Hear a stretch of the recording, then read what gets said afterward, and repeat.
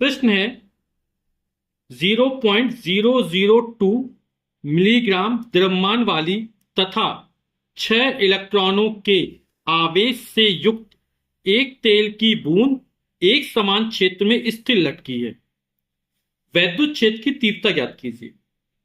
तो जो बूंद का द्रव्यमान दे रहा है ना, तेल की बूंद है और इसका द्रव्यमान दे रहा है हमको स्मॉल m बराबर 0.002 मिलीग्राम।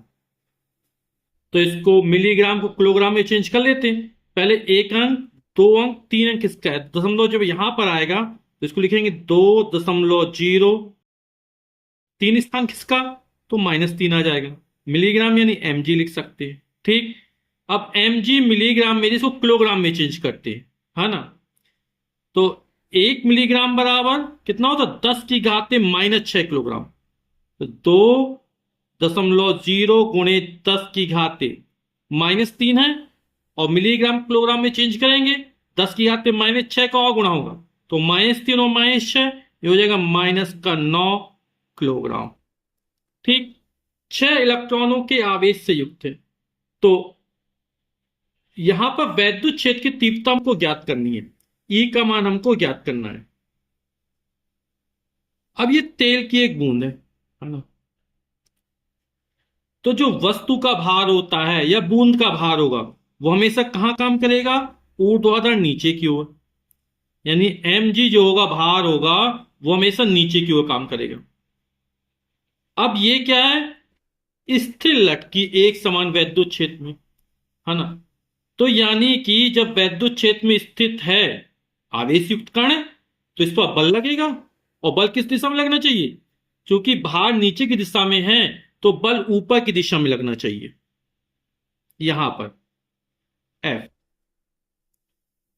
F और mg दोनों बराबर और विपरीत होंगे तभी ये बूंद स्थिर रह पाएगी। क्योंकि ये ऊपर की तरफ खींचेगा, ये नीचे की तरफ खींचेगा, दोनों बराबर हैं तो ये बीच में स्थिर हो जाएगी।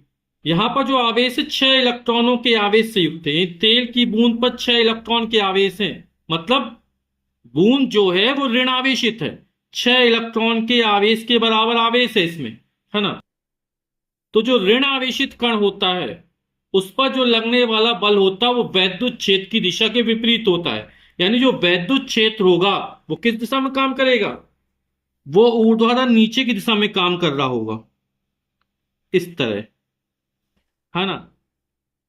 एक समान वैद्युत क्षेत्र है, यहां पर जो वैद्युत बल रेखाएं बनेगी वो सभी समान दूरी पर बनेगी।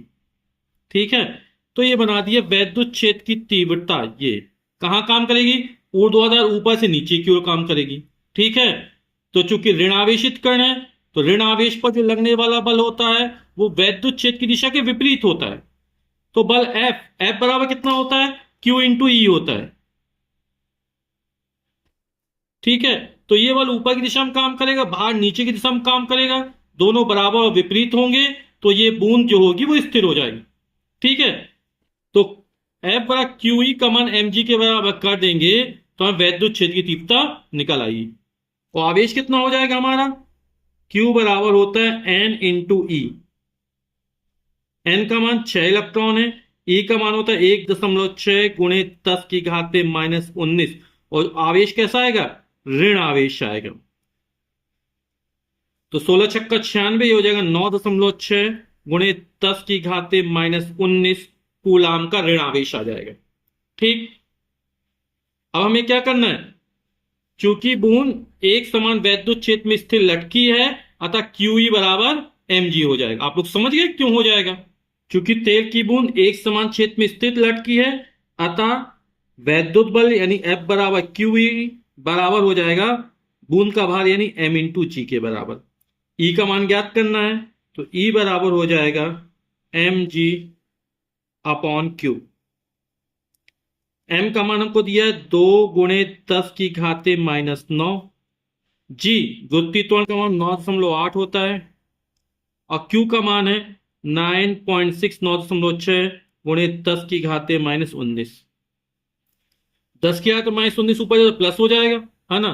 तो 19 में 9 घटा देंगे, बचे 10⁻10। तो बचे हो जाए 2 गुणे 98/96 गुणे 10 की घाते -19 ऊपर पर प्लस का हो गया ना, और 19 में से 9 जाएगा, आप घातांक के नियम जानते हो, तो हो जाएगा 10 की घाते 10। 2 से काट दे, 2 एकम 2 बटे 2 चौके 8, 1 बचा, 16 2 अट्ठे 16 गुणे 10 की घाते 10।